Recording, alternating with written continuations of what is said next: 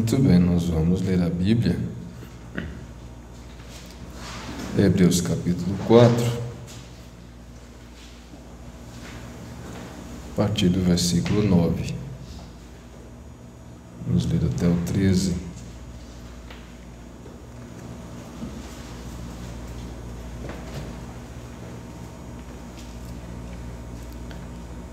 Portanto, resta ainda um repouso para o povo de Deus, porque aquele que entrou no seu repouso, ele próprio repousou de suas obras, como Deus das suas. Procuremos, pois, entrar naquele repouso, para que ninguém caia no mesmo exemplo de desobediência. Porque a palavra de Deus é viva e eficaz, e mais penetrante do que qualquer espada de 2 gumes, e penetra até a divisão da alma e do espírito, e das juntas e medulas, e é apta para discernir os pensamentos e intenções do coração.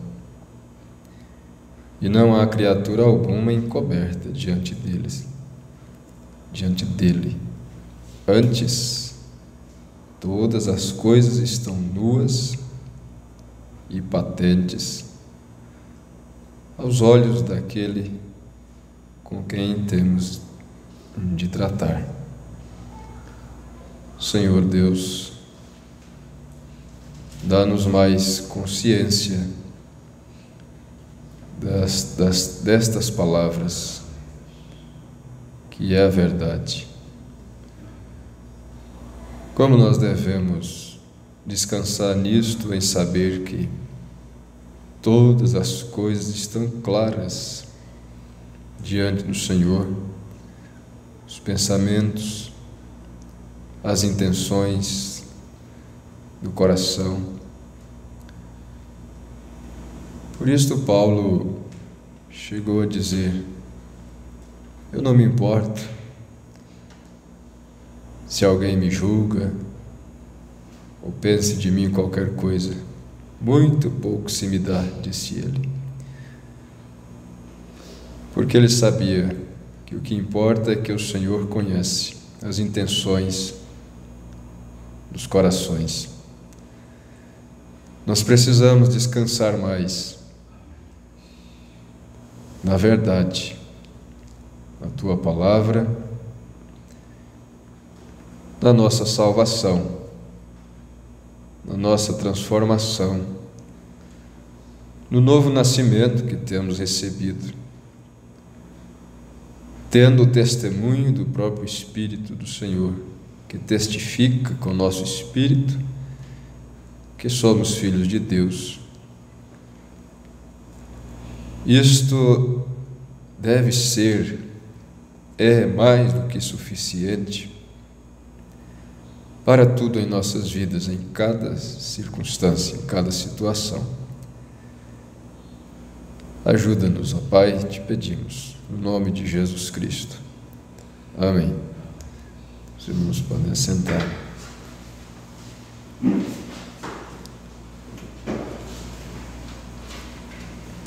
Às vezes a gente fica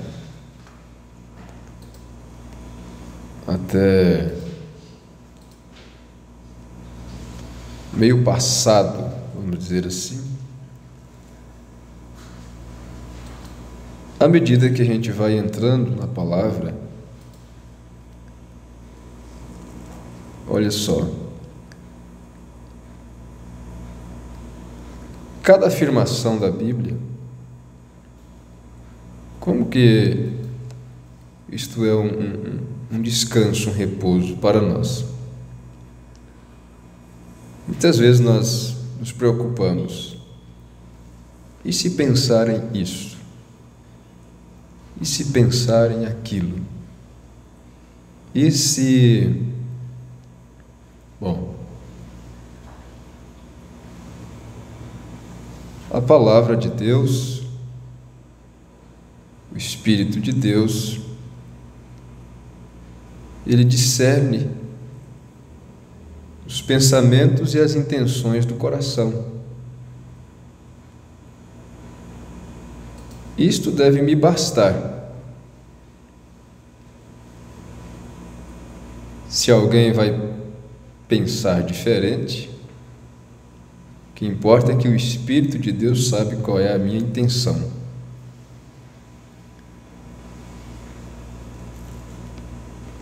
Eu mesmo tenho feito coisas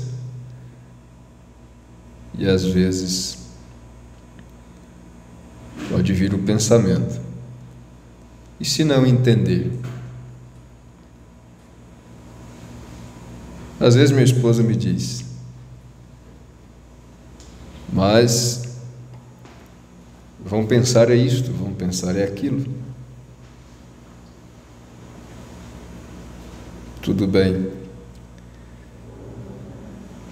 O que importa é que eu sei qual é a minha intenção e o Espírito de Deus sabe qual é a minha intenção.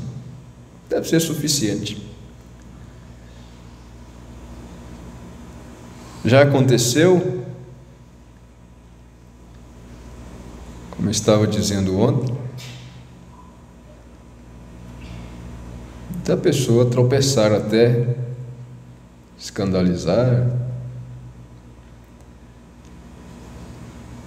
pensar que eu estava me impondo sobre os irmãos quando eu estava tratando de exercer fé a respeito de certo assunto. Disse: vamos fazer assim mesmo, vamos fazer. No meu coração estava dizendo: Deus vai abençoar isso dessa forma, vai dar certo, é a forma que nós podemos fazer. Alguém entendeu que eu estava me impondo, dizendo: estou dizendo que é para fazer assim e deve ser feito assim e deve me obedecer. Então me julgou mal, né? Mas o Espírito de Deus sabia qual era a minha intenção. O Espírito de Deus sabe. Ele discerne os pensamentos, as intenções do coração. Se a minha intenção for má, eu vou me ver com Deus. Se o meu pensamento for mau, mas se a minha intenção é correta para com Deus, não importa o que alguém pense, ou que alguém deixe de pensar. E nos foi lembrado na mensagem A Fé Perfeita que Jesus viveu num mundo onde nem mesmo os discípulos entendiam, nem mesmo sua família entendia. Então veja, se nós compreendermos que somos chamados para vivermos nesse mundo diferente, dirigidos pelo Espírito de Deus, nós temos o dever de ser o povo mais descansado que há.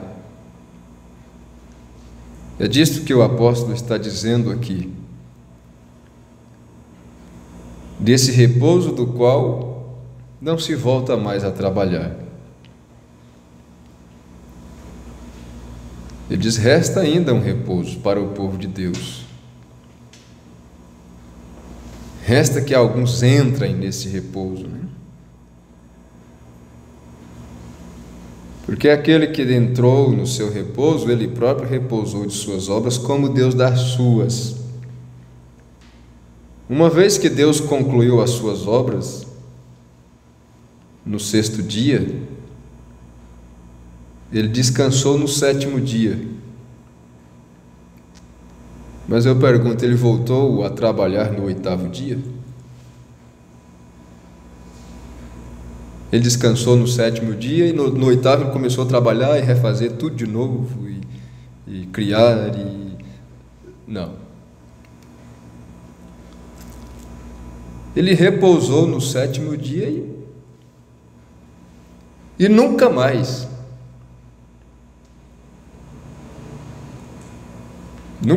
ele teve que trabalhar, né? Estava concluído. Então, o descanso de Deus para o crente, ele é assim. O repouso de Deus é assim. Uma vez que entregamos tudo a Deus, é conclusão. Não há mais para onde voltar.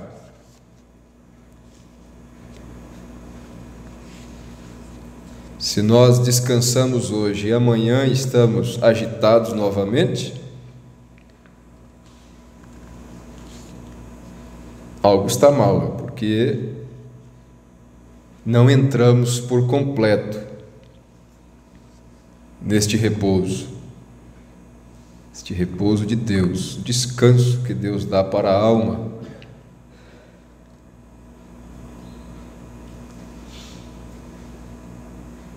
Nós vamos continuar com a mensagem de Hebreus, capítulo 4, a partir do parágrafo 156.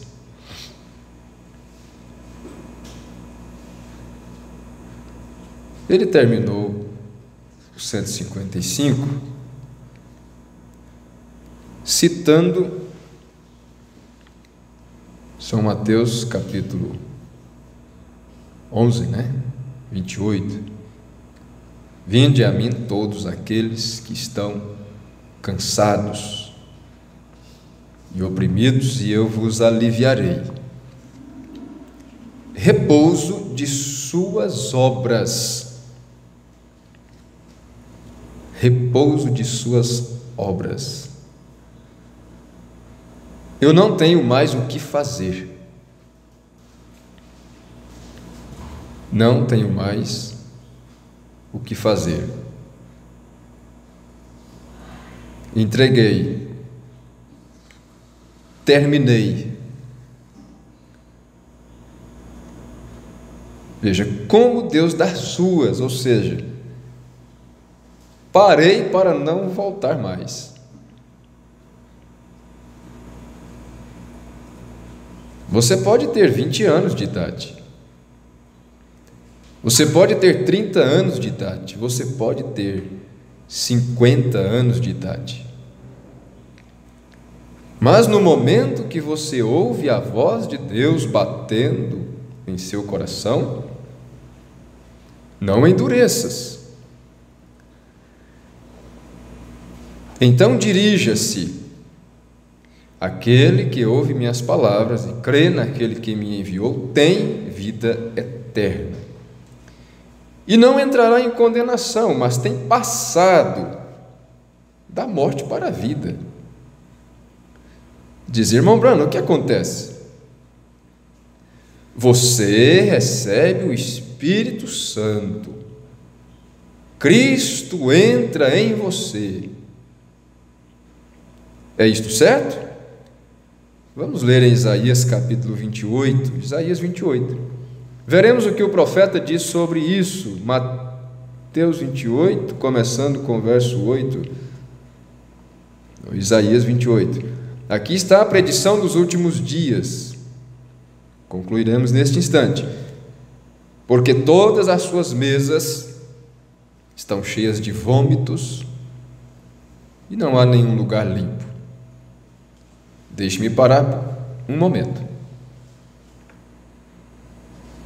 Como Erne disse outra noite, ele estava falando com alguém, Erne Flanders, este irmão aqui da Suíça, ele disse, eu parei e deixei aquilo penetrar. Eu quero que isto penetre, diz o profeta. Então eu quero que isto penetre também, Não há nenhum lugar limpo. Não há nenhum lugar limpo. Então no mundo não há lugar limpo.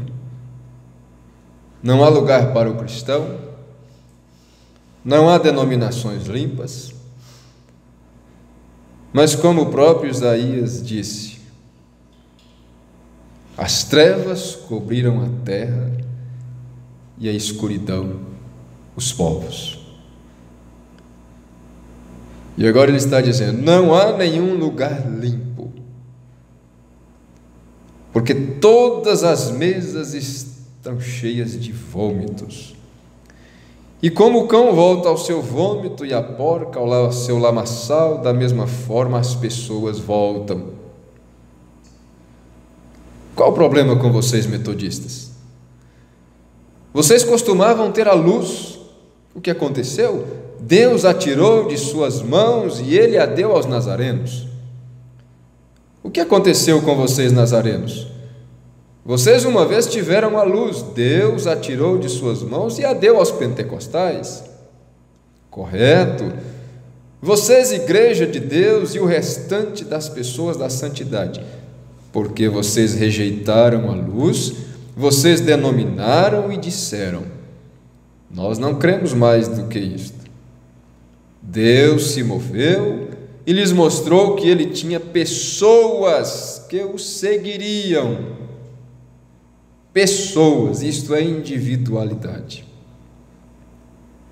Ele disse na mensagem Casamento e Divórcio, haverá, ainda que seja uma só pessoa, que crerá nisto que nós estamos pregando. Ele disse, eu sei que isto é duro, que isto é difícil para vocês, mas haverá. E ele estava pregando para uma multidão enorme. Pessoas conectadas nas linhas telefônicas por todo o país, todos os Estados Unidos e Canadá. E ele não estava iludido que aquela multidão estava captando, aceitando o que estava sendo pregado. E disse, eu sei que haverá pelo menos uma pessoa que crerá nisto e se agarrará nisto como entre a vida e a morte. Aleluia. Veja o que aconteceu. O que aconteceu com vocês, pentecostais? Vocês tinham a luz, Deus a tirou de vocês, a coluna de fogo moveu. Cada vez que a coluna de fogo movia, a igreja se movia com ela.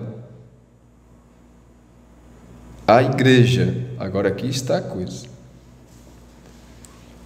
Nós não podemos passar estes pontos por alto. Não o povo de Deus, mas a igreja de Deus. O irmão Bruna disse, enquanto eles estavam no Egito, eles eram o povo de Deus. Depois que eles saíram do Egito, então eles eram a igreja de Deus, ou seja, os chamados para fora, os separados. E quando Lutero organizou fora da igreja católica, sua própria igreja, a coluna de fogo se moveu e Wesley foi junto com ela. Wesley se organizou e fez a sua denominação, e a coluna de fogo moveu e os nazarenos se foram com ela. Os nazarenos se organizaram e a igreja de Deus seguiu com ela. E disseram que eles não eram uma denominação, mas eram. Fizeram um novo Egito, né? Então o que aconteceu? A coisa seguinte aconteceu. Os pentecostais viram o fogo e seguiram. E o que vocês fizeram? Uma doutrina de línguas e organizaram isto. Todos tiveram que falar em línguas antes de receberem o Espírito Santo. Então Deus se moveu e vos deixou onde vocês estão. O que aconteceu com vocês, unicistas? Vocês encontraram o batismo no nome de Jesus, vocês fizeram uma doutrina disto e se separaram do restante disto, e Deus se moveu e vos deixou assentados aí. Correto? O que aconteceu com vocês das Assembleias de Deus, o velho concílio geral? Vocês fizeram uma organização da sua, e Deus moveu e vos deixou assentados. Agora vocês não são nada mais senão frios, um grupo formal, como o restante deles é. E a coluna de fogo seguiu em frente, aleluia. Todas as mesas estão cheias de vômito. Veja a ceia do Senhor.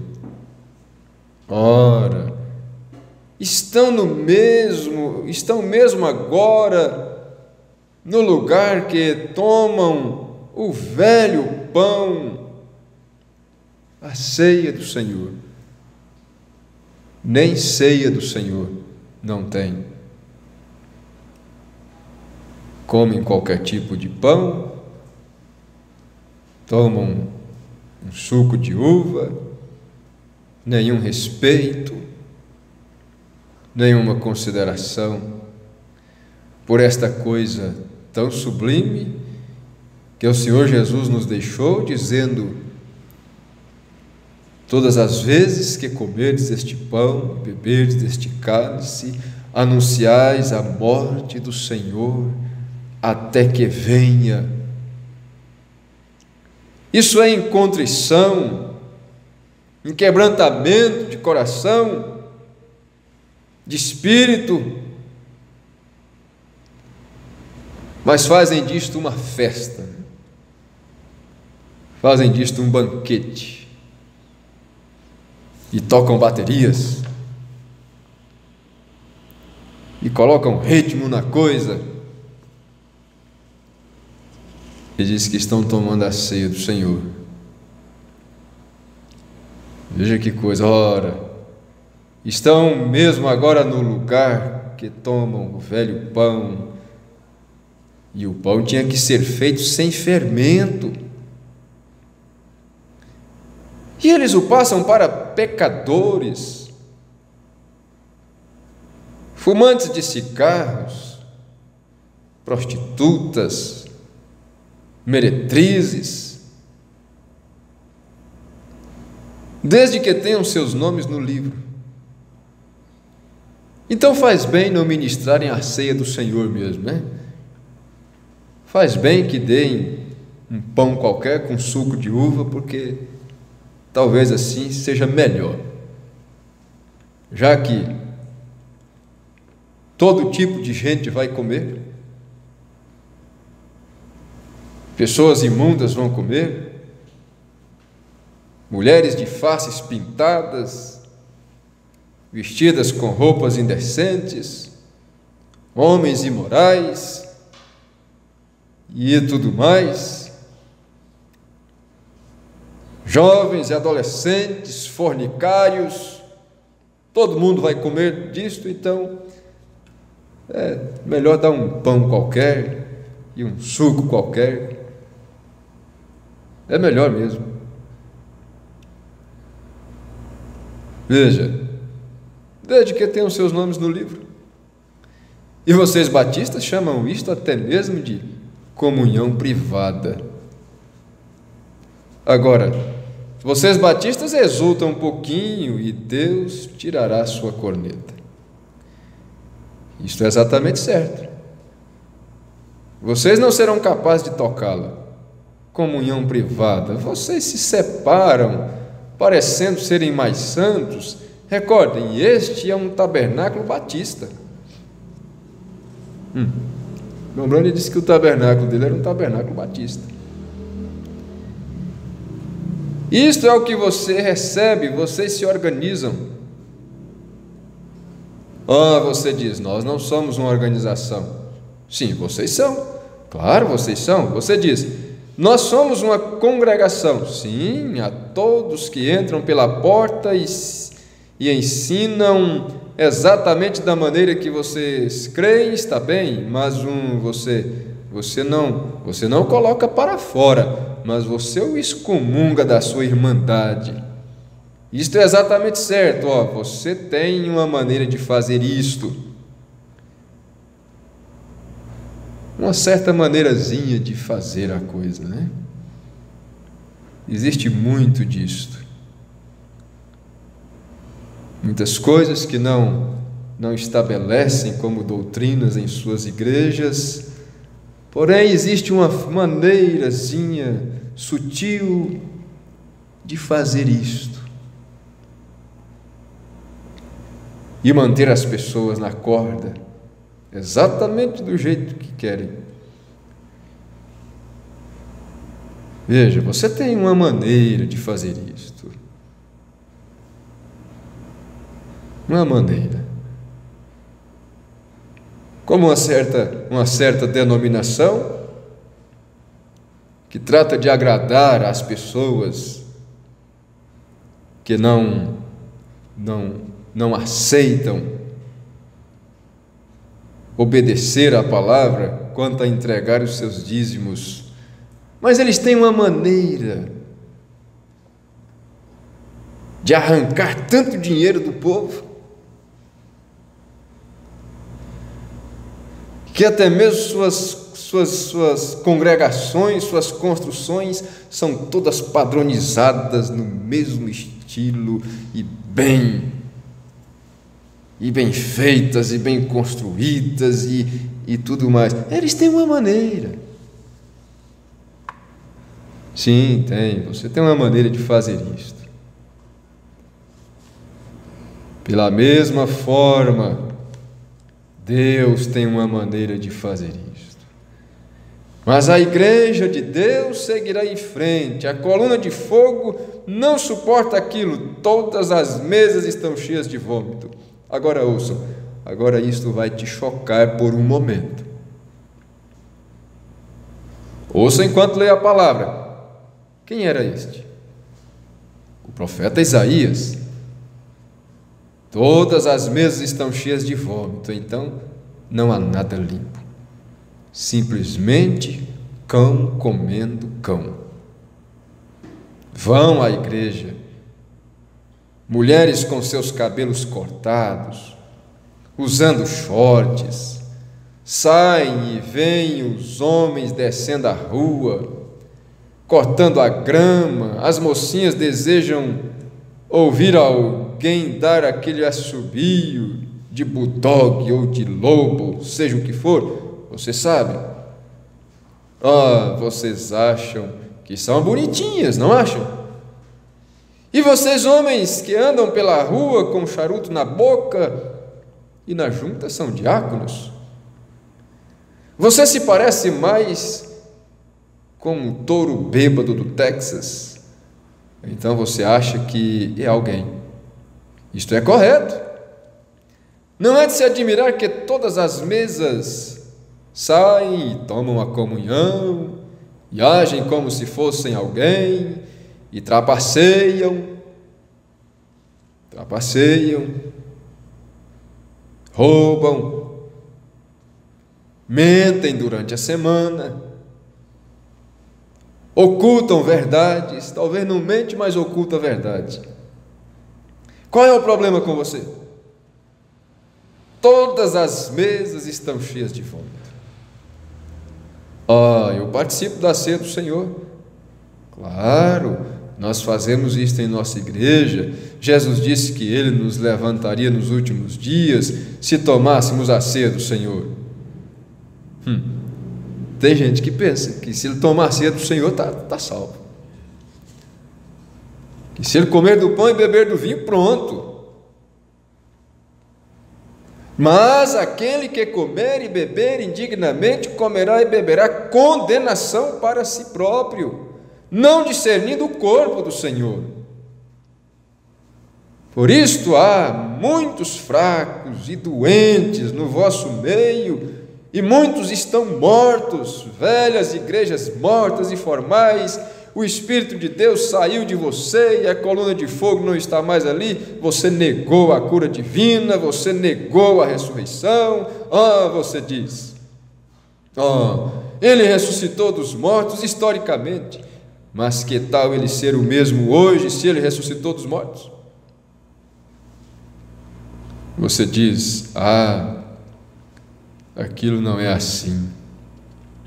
Agora aí está você. Você tem a ressurreição da maneira que você a deseja. E Deus a tem da maneira que Ele deseja.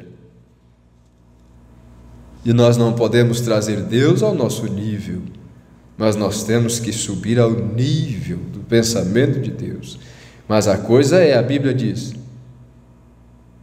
o que sabemos é a verdade, que Ele confirmaria a palavra, e as coisas que faço também as fareis, e eu estarei convosco até o fim dos séculos. Jesus Cristo é o mesmo ontem, hoje e eternamente. Isto é o que a palavra diz. Agora, o que é o sábado? Todas as mesas estão cheias de vômito e nenhuma limpa. A quem se ensinaria a ciência? Não a ciência do mundo, a ciência espiritual. A quem ele ensinará a ciência? Quem fará ele compreender a doutrina? Bendito seja Deus! A nossa organização não crê nisto. Eles não concordam com isto. Importa o que a sua organização crê. O que diz a palavra de Deus sobre isto? Nossos pastores, são cultos. Claro, certo. Tem tanta cultura que deixaram Deus fora disto. Realmente, pois você pode lhes dizer a palavra e eles sairão por aí e dirão: bem, eu não creio nisto. A não ser deste modo, coisa efeminada. Deixe-me lhe dizer algo. Veja aqui, quem, pois, se ensinaria a ciência? Ao desmamado e ao arrancado dos seios. Outro dia um vizinho meu veio e disse: Billy, um certo pastor aqui na cidade, as pessoas mais amáveis que já se viu, disse: minha esposa e eu estávamos assentados de pijamas, mais ou menos à meia-noite, e aquele pastorzinho chegou e ele tomou um cafezinho conosco, e o levamos até a casa do outro vizinho, e ele estreitou a mão deles. Eles estavam jogando um baralhozinho, e ele se assentou e jogou com eles. Disse: ele é o sujeito mais social que tenho visto. Disse: nós gostamos dele, não o deixaríamos por nada. Eu fiquei ali parado um pouquinho, pensei: e então? Disse: você não acha que cada igreja precisa de um homem assim? Eu não pude responder aquilo. Ele disse: em outro lugarzinho, disse, eles tinham um lugar tão amável, este ministro e sua esposa, um pessoal amável, saem e trabalham com as crianças, de tal forma que tem até uma escola bíblica. E disse: eles simplesmente tinham tantos, simplesmente encheram o lugar com criancinhas. Disse: puxa, ele pode contar todos os tipos de historinhas para as criancinhas. Eu disse: isto é bom, isto é muito bom. Eu voltei, eu acabava de chegar do Canadá e eu pensei: aqui estou, meu povo, qual é o problema comigo? Eu não faço aquilo. Veja só, eu não faço aquilo, qual é o problema comigo? Veja, esta semana me ligaram querendo vir fazer exames de vista aqui na igreja, de graça para o povo, exames de vista de graça. Vamos marcar uma data, fazer exames de vista de graça aí na sua igreja.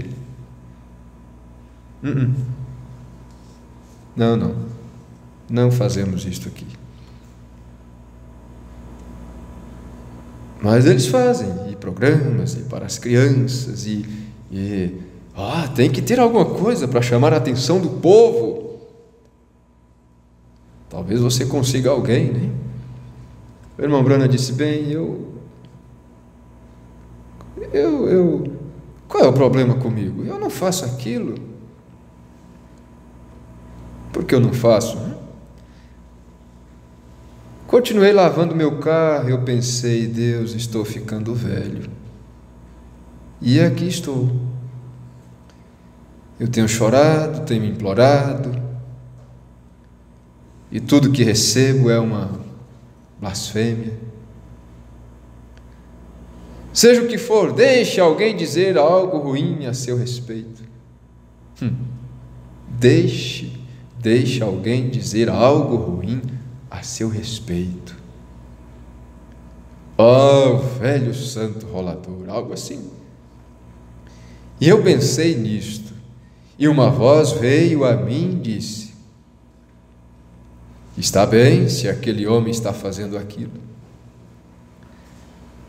mas eu nunca te chamei para fazer aquilo.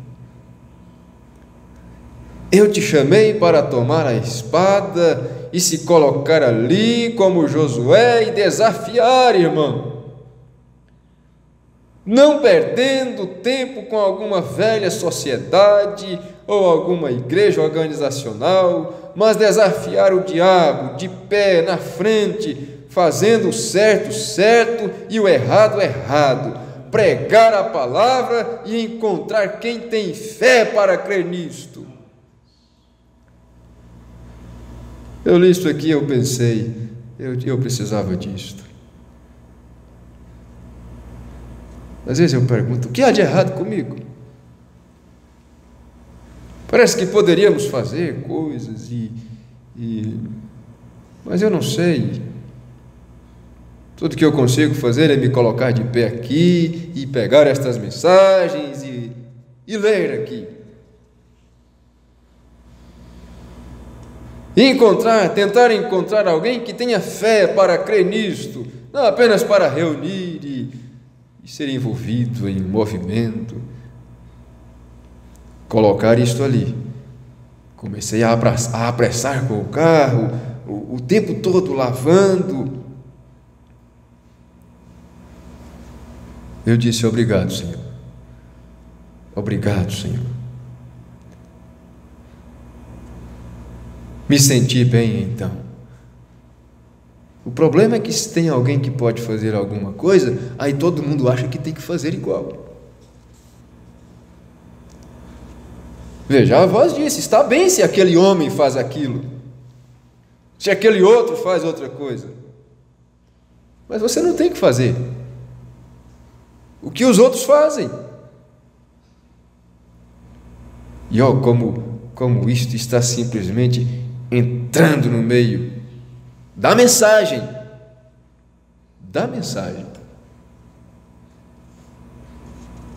Alguém faz uma coisa, todo mundo tem que fazer. Alguém faz outra coisa e todos têm que fazer. Ah, que coisa! Eu não sei. Veja,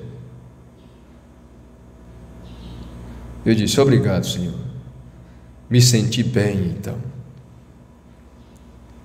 Está bem, Senhor. Segurarei nisto um pouco mais forte e eu quero morrer com isto em minha mão. Quem pode fazer conhecida a doutrina? Ouçam: mesas cheias de vômito, ao desmamado e ao arrancar dos seios, observe. Porque é mandamento como aquele, mandamento sobre mandamento, regra sobre regra, um pouco aqui, um pouco ali. Pelo que por lábios estranhos e por outra língua falará este povo, ao qual disse: este é o sábado, dai descanso ao cansado, e este é o refrigério, mas não quiseram ouvir. Assim, pois, a palavra do Senhor lhe será. Alguém pregou isso: mandamento sobre mandamento, mandamento sobre regra, um pouco aqui, um pouco ali, para que vão e caiam para trás e se quebrantem e se enlacem e sejam presos. O que é o repouso? Quando veio o repouso? Quando as pessoas falaram em outras línguas e tinham lábios trêmulos. Eles não falaram nada, eles tremiam. Quando aquilo aconteceu, no dia do Pentecostes, quando o Espírito Santo veio, aquele é o descanso. O Espírito Santo. Jesus disse: vinde a mim todos os que estão cansados e oprimidos, e eu vos aliviarei, lhes darei vida eterna. Eu disse uma coisa aqui nessa mensagem: para quem iremos nós? É o parágrafo 124, 125, ele diz: nenhum homem, nenhuma mulher, nenhuma criança, ninguém pode ter paz fora de Jesus Cristo. A minha paz vos dou, não vos la dou como o mundo dá. Está vendo? Não como o mundo lhe dá paz, mas ele tem paz eterna, uma paz de descanso. Se você vive, se você morre, não importa se vem a chuva ou brilha o sol, você tem paz de qualquer modo. Que coisa! Então algo errado com qualquer cristão que não tem paz, lhe falta paz. E surge uma coisa e rouba a paz, e surge outra coisa e já não tem mais paz. Mas ele está dizendo aqui: se você vive ou se você morre, você tem paz. Se tudo vai bem, se tudo vai mal, você tem paz. Se pensa em bem ou se pensa em mal, você tem paz.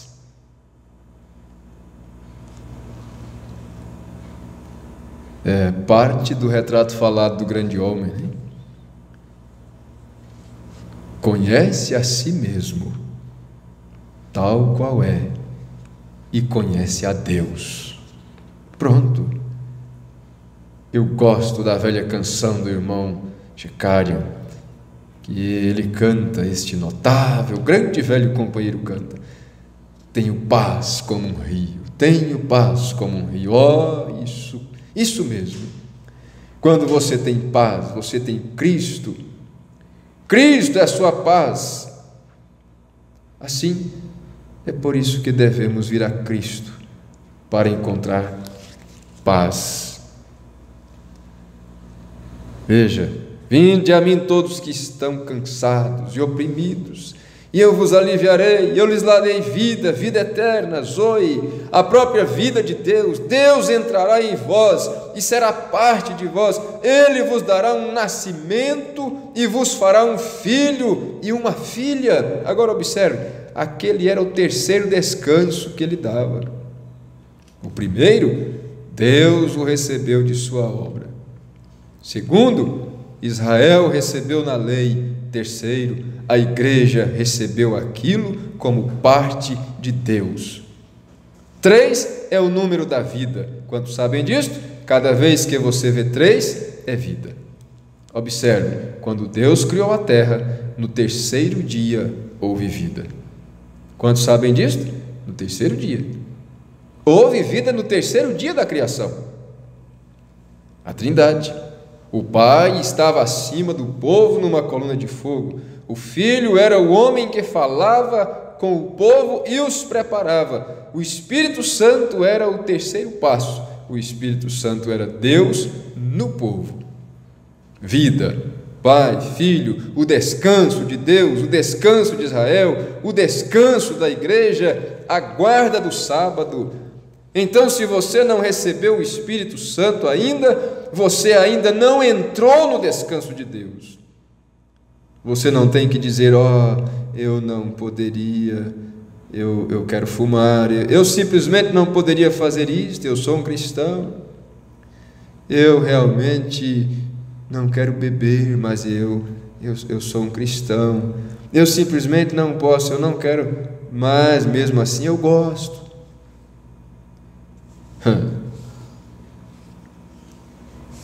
Que vontade, se eu não fosse crente, né?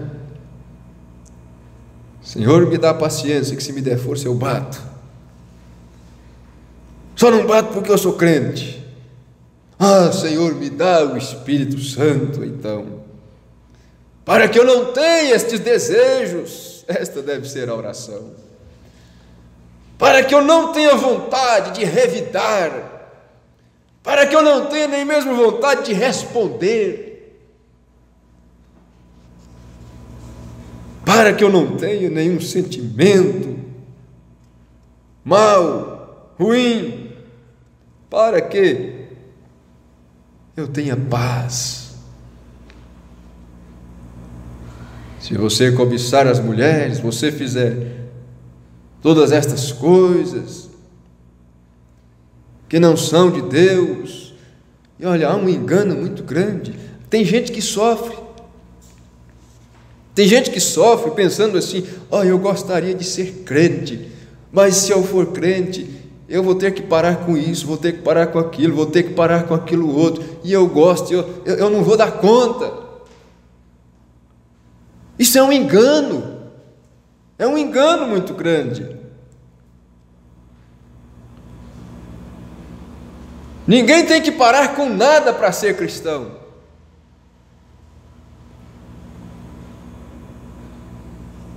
Você tem que ser um cristão para parar com aquilo que é ruim, que é errado. Parar com as coisas erradas não te faz um cristão, mas ser um cristão te faz parar com as coisas erradas. Esta é que é a coisa. E então, de forma invertida. E é desta forma que o Evangelho está sendo pregado muitas vezes. Então o Evangelho está sendo pregado de forma que, ao invés de abrir a porta, fecha a porta. A mensagem Tua Casa, o irmão Branham diz assim: muitas vezes nós estamos sempre tratando de dizer às pessoas o que é que elas têm que parar de fazer. Você tem que parar com isso, você tem que parar com aquilo, você tem que parar com aquilo outro. Ele diz: mas o Evangelho não é isto, não é dizer o que elas têm que parar, é dizer o que elas precisam fazer, e é crer no Senhor Jesus Cristo. Crer no Senhor Jesus Cristo. Agora, esse crer no Senhor Jesus Cristo, isto vai muito longe, não é apenas dizer: eu creio em Jesus Cristo. É crer em cada promessa, é crer na promessa do Espírito Santo que tomaria o controle de cada corpo, de cada vida que o aceita, e para o dominar, para tirar a consciência de pecado, como está escrito. Não mais consciência de pecado, irmão Branham diz, isto é, o desejo de cometer tais coisas. Então, se muitas pessoas simplesmente compreendessem isto, que elas não têm que fazer nada, não têm que parar com nada, que elas simplesmente precisam crer no Senhor Jesus Cristo, como diz as Escrituras. Crer que Ele é o Pai, que Ele é o Filho, que Ele é o Espírito Santo, que Ele é aquele que cumpre tudo em todos. E simplesmente dizer: Senhor, eis-me aqui.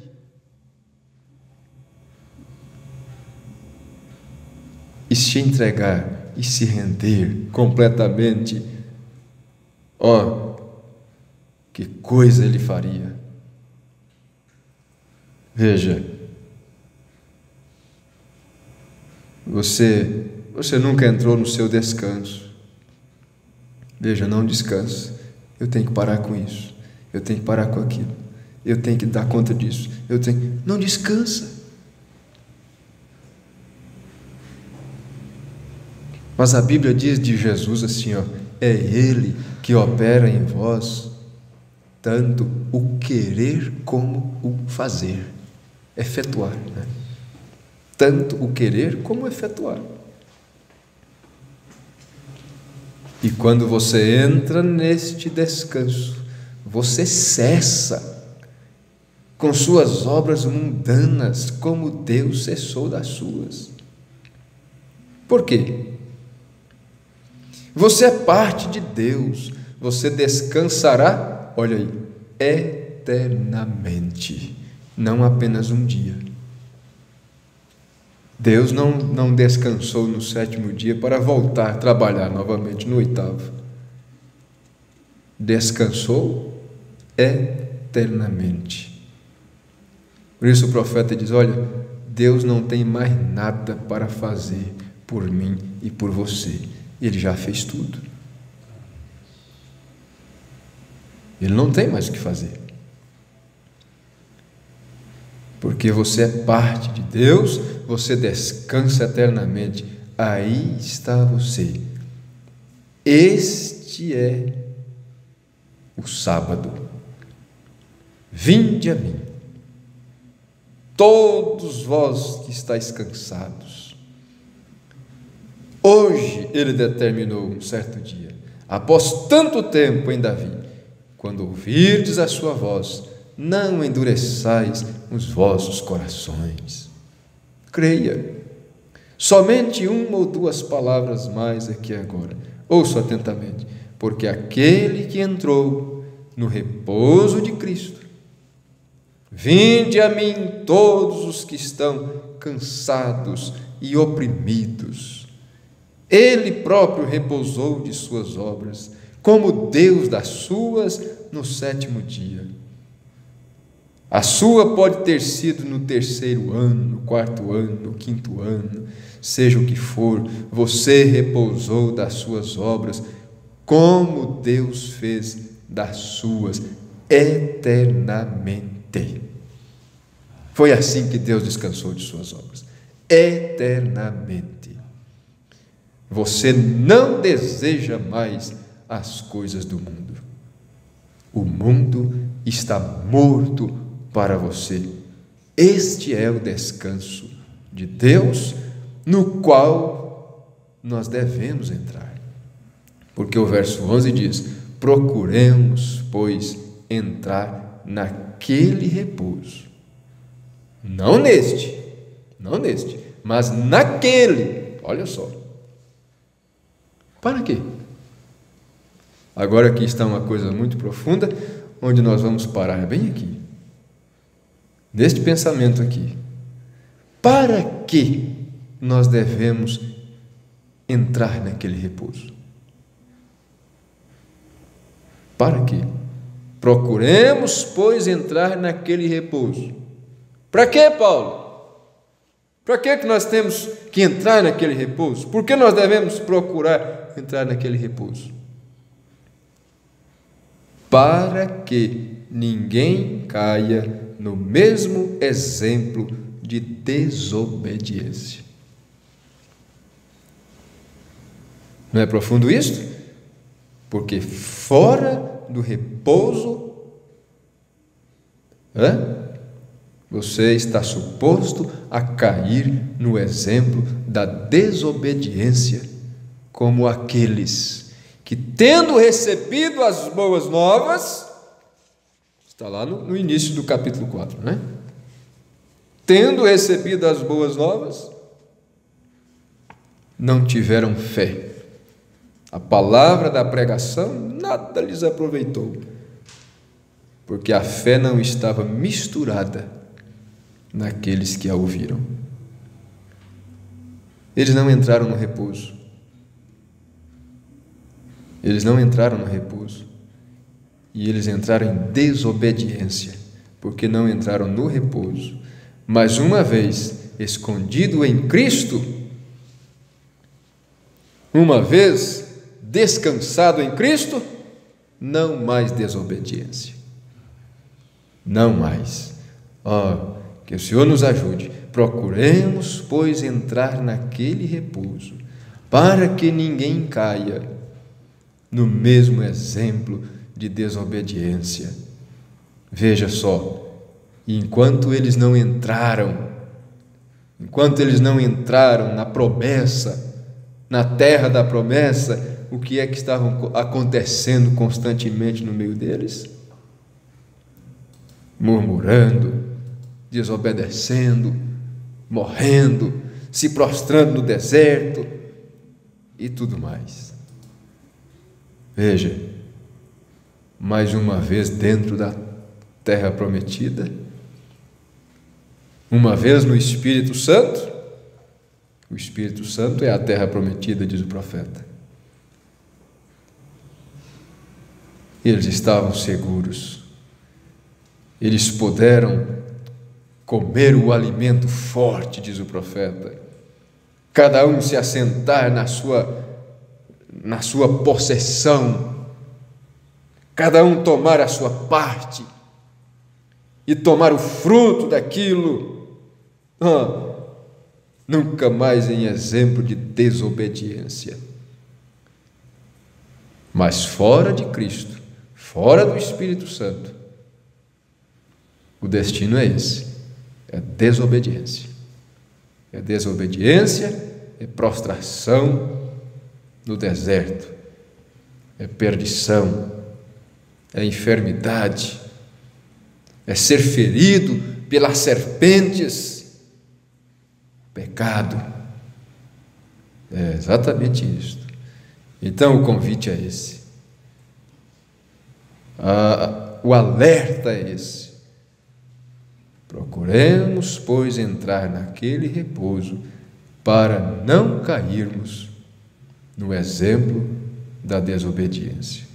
Mas em Cristo tomaremos o exemplo da obediência, porque Cristo foi obediente até a morte, mesmo sendo morte de cruz. Que haja em vós o mesmo sentimento que houve nele. Entremos no repouso de Deus, entremos no Espírito, entremos na palavra. Ela produzirá aquilo para que foi enviada. Como diz, minha palavra não voltará para mim vazia, mas produzirá aquilo para que foi enviada. Senhor Jesus, nós te agradecemos e rogamos que o Senhor derrame mais em nossos corações e que possamos compreender as profundezas da Tua palavra que é trazida a nós na simplicidade do Senhor. Deus bendito, que nós possamos cada dia descansarmos no Senhor, podermos dizer do fundo da alma, porque eu sei em quem tenho crido, eu sei quem eu sou, sei para que fui chamado, sei de onde vim, sei para onde estou indo, não tenho que temer. Aleluia! Sustenta-nos com a Tua mão, sustenta cada um do Teu povo, em cada lugar sobre a face da terra, Pai. Ajuda o Teu povo a estar descansados, como Ruth esteve, simplesmente aguardando o remidor tomar conta, solucionar a situação, acabar com o assunto de uma vez por todas. Pai bendito, quanto exemplo está nas Escrituras. Por isto Paulo nos chamou e disse assim: estando rodeados por uma tão grande nuvem de testemunhas, prossigamos para o alvo, deixemos todo o embaraço e o pecado que de perto nos rodeia. Pai, nós precisamos disto dia após dia, que o Teu Espírito possa trazer-nos à memória estes exemplos da obediência, para não cairmos no exemplo da desobediência. Em nome de Jesus Cristo, nós te pedimos, nós te agradecemos, nós louvamos ao nome do Senhor. Em nome de Jesus Cristo. Amém. Amém. O Senhor continue abençoando a todos até a tarde, se o Senhor nos permitir, às 6:30 da tarde.